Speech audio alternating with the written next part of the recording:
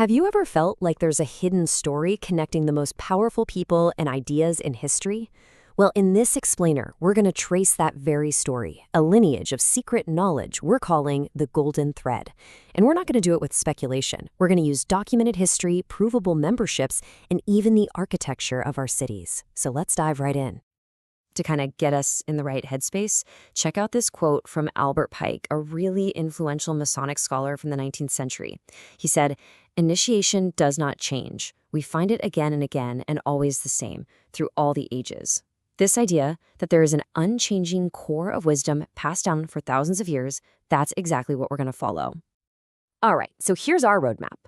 We'll start with the ancient blueprint, then meet the guardians of the secret, check in with the invisible college, see how they became the builders of nations, and finish with the legacy they left in stone. Okay, so our story has to start way, way back in the ancient world. We're talking about these super secretive mystery schools of Egypt and Greece. This is the bedrock, the very foundation of all of this. So what even was a mystery school? Well, think of it like a university for the soul. And it had two tracks. You had the exoteric teachings, that's the public stuff, the simple myths and moral lessons for everybody. But then there were the esoteric, or inner, teachings. This was the real deal, reserved only for initiates who went through insane training and swore absolute total secrecy. And each of these schools brought something unique to the table. In Egypt, it was all about the story of Osiris. Initiates would symbolically die and be reborn to gain spiritual insight. In Greece, you had the Eleusinian mysteries, which were so respected that guys like Plato and Aristotle joined. And get this, if you leaked the secrets, the penalty was death. Then there was the Pythagorean Brotherhood, who believed the universe was pure math and harmony. To even get in, you had to take a 5-year vow of silence. Seriously. And here's where we find our first solid link in the chain. Pythagoras, the father of Greek philosophy. It's documented that he traveled to Egypt and was actually initiated by their priests. He learned sacred geometry and ideas about reincarnation there, and then brought them back. He's the bridge that carried this knowledge from the Nile right into the heart of Europe. Okay, so after the ancient world collapsed, this knowledge needed new protectors. And during the Crusades, it found them in one of the most powerful and mysterious groups of the Middle Ages, the Knights Templar. These guys didn't just protect pilgrims, they basically invented international banking and became incredibly rich and powerful. Now, I want you to burn this date into your mind. Friday, October 13th, 1307. So, what happened on that day? Well, on that fateful Friday morning, the King of France, a guy who owed the Templars a ridiculous amount of money, gave a secret order. In a single, coordinated strike across the entire country, every Templar was arrested. You see, the motive wasn't just about religion, it was about cash. The king saw a way to wipe his slate clean and grab all their wealth in one go. And the official charges? Oh, they were wild, and totally designed to make the public hate them.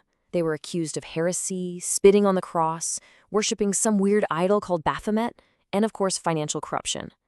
Under torture, a lot of them confessed. And just like that, the order was officially dissolved. The guardians of the secret were gone. Or so it seemed. So, with the Templars out of the picture, did the knowledge just vanish? Not a chance. It just went deeper underground. And a few centuries later, it popped back up. But this time, not as a military order. It reemerged as a powerful intellectual movement that just swept across Europe, the Rosicrucians. The arrival of this so-called invisible college was announced by these weird little pamphlets that started appearing out of nowhere, like this one, the Fama Fraternatus. Nobody knew who wrote them. They just showed up, declaring that a secret brotherhood of enlightened sages existed and was about to completely transform the world. These 3 manifestos laid out a pretty bold plan. The Fama told the story of their founder, the Confessio explained their whole philosophy, and the Chemical Wedding was this wild, symbolic story about spiritual initiation. Together, they called for a complete reboot of science, religion, and society, and it sparked a massive intellectual firestorm all over Europe. Now, this call for a new order didn't just stay in pamphlets. In the 1700s, these ideas got formalized inside the lodges of Freemasonry and were put into practice by the very men who were about to build a brand new nation, the United States of America. Okay, let's clear something up here. Myth versus fact. You hear this all the time, that like almost all the signers of the Declaration of Independence were Masons. Well, the actual documented records show that 9 of the 56 were confirmed members. Now, 9 isn't a majority, for sure, but that is still a huge level of influence right at the very top of the revolution. And that influence definitely didn't stop once the country was founded. I mean, just look at this list of documented Masonic presidents. It starts with the very first one, George Washington, and goes all the way up to Franklin D. Roosevelt and Harry S. Truman in the 20th century.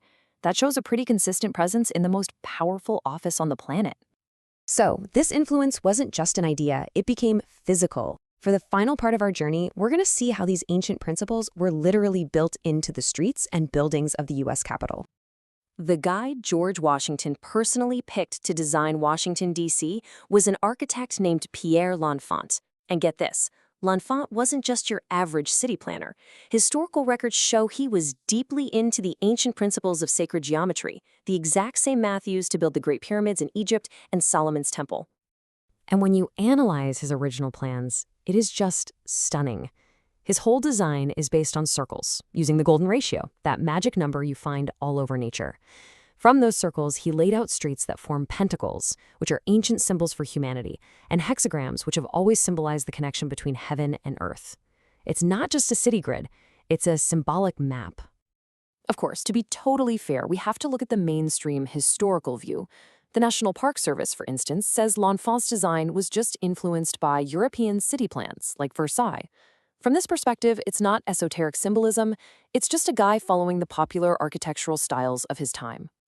But even if you don't buy the city plan theory, the symbols are still there, hiding in plain sight. I mean, just pull a $1 bill out of your wallet. The Great Seal of the United States has an unfinished pyramid with the all-seeing eye floating above it. And right below, the phrase Novus Ordo Seclorum, a new order of the ages. So let's just step back and look at this. Our golden thread stretches across 5,000 years of documented history, from the mystery schools in Egypt to Pythagoras in Greece, through the Templars, the Rosicrucians, and finally, the Freemasons who built a new nation and designed its capital. The continuity is, well, it's pretty remarkable. Which really just leaves us with one final question to think about. When you see the exact same symbols, the same core ideas, and the same secretive methods appearing again and again and again across 5 millennia, and they're always in the hands of the most powerful people of the time, is that all just a massive series of historical coincidences? Or is it evidence of a deliberate, unbroken continuity?